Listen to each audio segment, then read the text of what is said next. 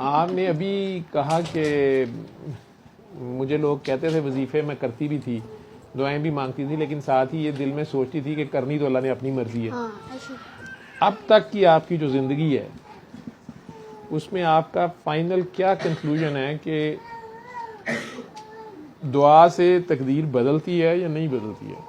آپ کو کیا سمجھ آئی کہ دعا سے اللہ کا لکھا بدلتا ہے کہ نہیں بدلتا؟ نہیں بدلتا. تو پھر دعا کیوں کرنی ہے؟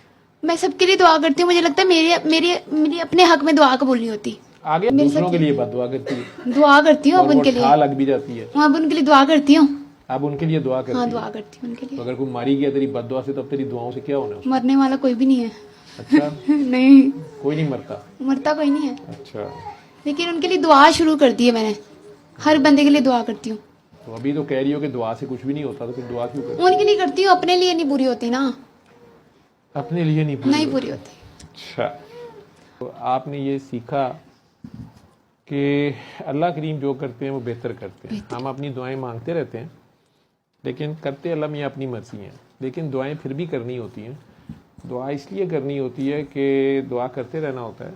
وہ ہو سکتا ہے انہوں نے لکھا ہوا ہو کہ فلاں دن فلاں زبان سے فلاں لفظ نکلیں گے، پھر یہ ہوگا.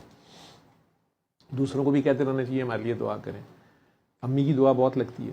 سب سے بڑا ولی اللہ، سب سے بڑا بابا، ٹھیک ہے، وہ ماں ہوتی ہے.